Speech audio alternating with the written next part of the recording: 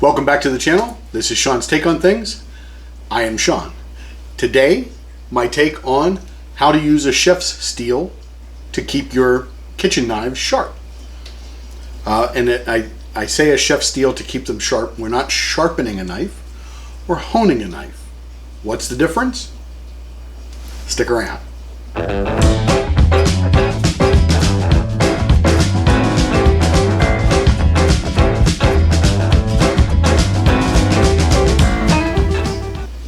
Okay, so here we go. Honing a knife, sharpening a knife, steeling a knife. Well, not stealing a knife.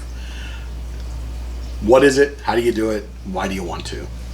Well, at this time of the year when I'm making this video, we're coming up to Thanksgiving, and a lot of people are going to be carving a turkey, and that's when they get out the knives that they only use once a year. Maybe you haven't used them in a couple of years, but this year it's at your house and you need to carve a turkey, and you find out that the knife won't cut through butter. So steeling a knife, and this is actually the steel that came with my father's carving set that he used and I use, and this is the knife that matches. So a steel is simply a piece of steel. It's got a little coarseness to it, and when you take a blade of a knife along the steel, it resets the edge or hones it.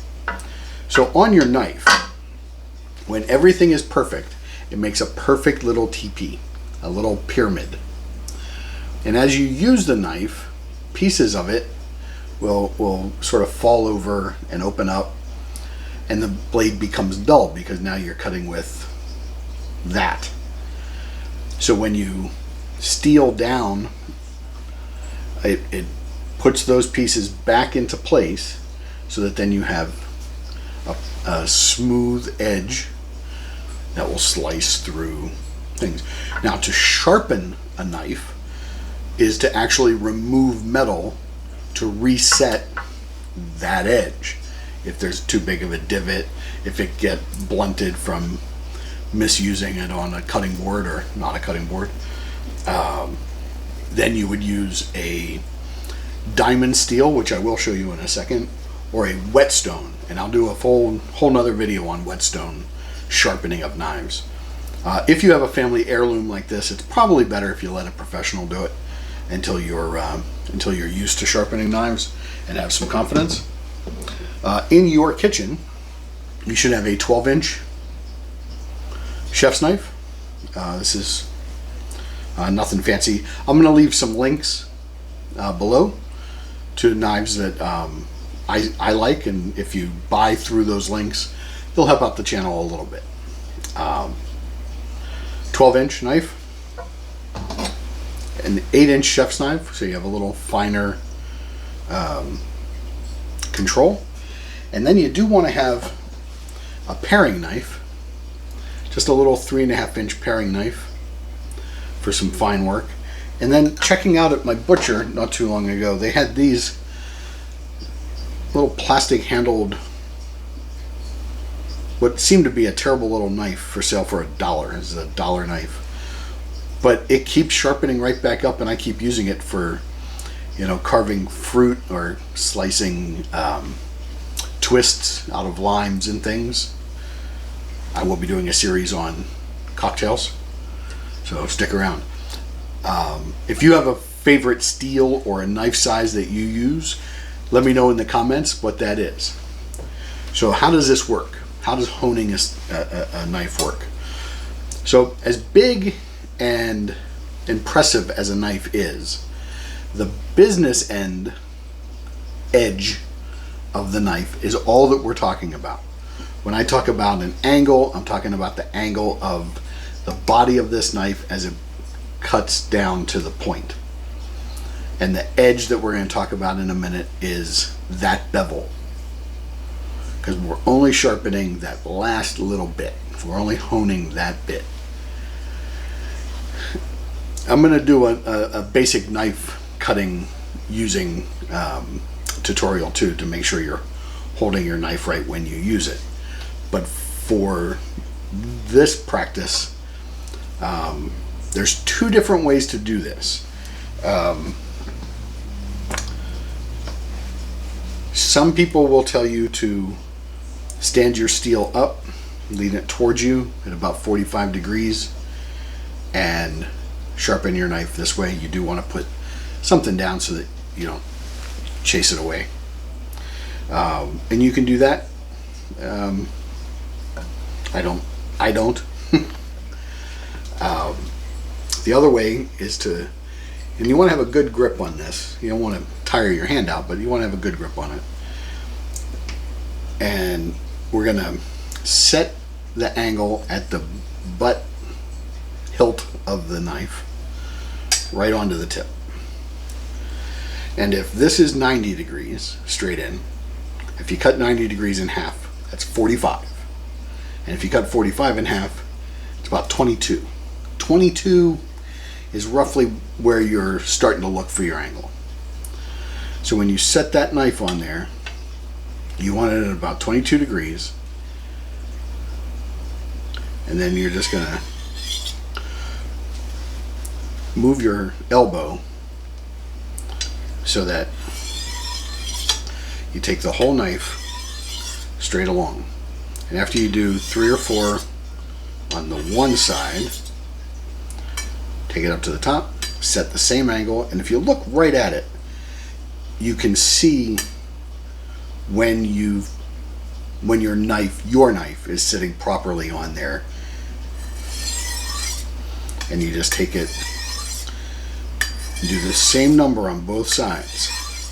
And I usually start with 5 and 5. Give it a little check. And then do 1 and 1 and 1 and 1 and 1. So now, how do you know when you're done? Just lightly pull your thumb across and you'll feel that it's sharp. And it should be sharp everywhere. Slicing a piece of newspaper with a knife is a useless skill.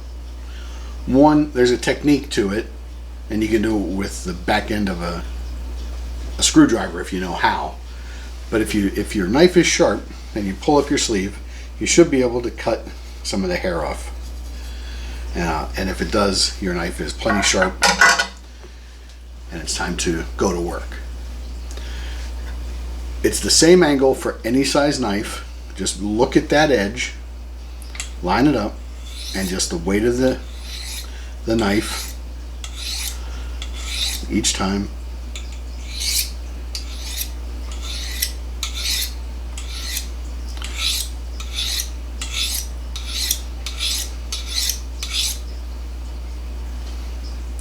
Now don't fall into the trap that you see chefs on TV shows go. It's not necessary, and most of the time all it does is damage the blade where it hits. Take your time, treat your knife like you like it, and it will treat you like it likes you. And keeping properly honed knives, yeah, it's good, is safer than having dull knives. If you have a dull knife in your kitchen and you're trying to cut through something, you're going to use a lot more force, and that's when things are going to tip over and you're going to stab yourself or cut yourself or worse. Keep your knives sharp. So now that's a steel, and that hones a knife. And you should steel your knife every time before you use it. Every time before you use it. And that'll keep it going. Certainly at least once a week if you cook often. But sure enough, do it whenever you want. This is a diamond steel, and this has diamonds encrusted in it. So it's a lot more abrasive than just the steel. And this will remove some material. And this will take you from honing your knife to sharpening your knife. And this is not a thing to be entered into lightly. Because once you start removing material from the edge of your knife, you are hastening your life, the life of your knife. He's almost a poet. Now, the diamond steels you should probably wet before you use them. They say you should lubricate it. I'm just giving you an example. I'm not actually going to run this knife the whole way through. It's just like using the steel. Make sure you have a good grip on it. It's a little more oval shaped, so there's a little more room to work, and you actually need fewer passes with the knife on the big oval. But same thing, set your edge, and well, I guess I am, and it will set that edge, and yeah, good. Keep your knife nice and sharp. So that's sharpening knives, a basic tutorial. Again, if you don't have knives and you're coming up on Thanksgiving, I have some links in the description. Click out and go through. If Thanksgiving is going to be at your house, let me know in the comments what it is you make for Thanksgiving. If you make a turkey, what do you make with it? At our house, we tend to make the same dressing that my mother made. We refer to it as mi madre's dressing. My brother also makes a sage dressing, which is really good. Let me know what you have. Do you do green bean casserole? Does your family serve something that's not turkey? Do you do lasagna at your house or something? All right, let me know in the comments. And next video will be on whetstoning a knife to sharpen it. So come back for that. Hit the subscribe button and bang on that notification so you know anytime we put up a new video. All right, I appreciate your time. Thanks for being here. This was my take on honing a knife. See you next time.